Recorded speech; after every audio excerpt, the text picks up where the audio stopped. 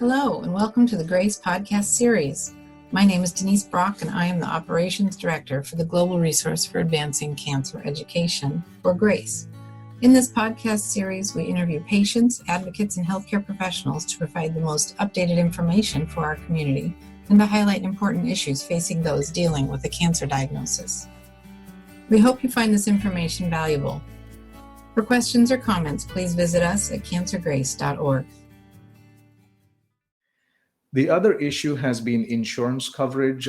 There was a survey by a marketing communications company showing among academic medical centers, community and commercial payers, and really trying to identify barriers to NGS as a top barrier to next generation sequencing testing. In March of 2018, Medicare announced coverage of next-generation sequencing for patients with cancer as part of their national coverage determination. This was for all patients with cancer, not just specifically for non-small cell lung cancer. But I think some of these efforts might be needed in order to make sure that cost doesn't become a barrier to biomarker testing. So potentially national coverage determination and other such advocacy, and other such efforts through advocacy may be potentially a solution to the cost barrier for biomarker testing. There was this study which was conducted in 2021, almost 2 to 3 years after the NCD was announced.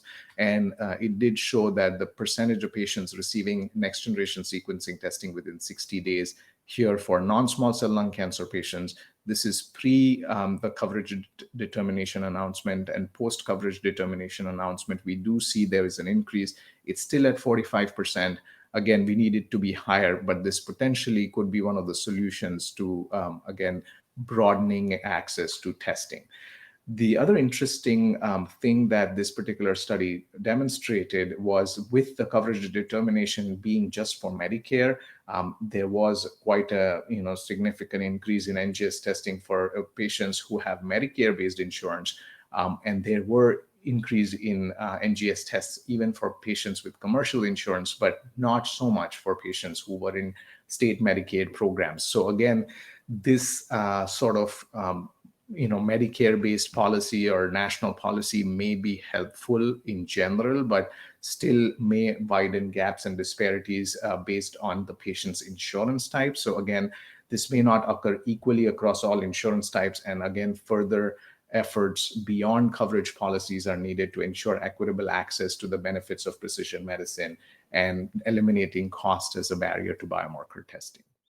Thank you again for joining us. This podcast was made possible by the generosity of sponsorship from our friends at Lilly and Exelixis. Please like and follow us on Facebook and Twitter. Send us feedback, share your story, donate, and visit us for more information at cancergrace.org. Thank you for listening.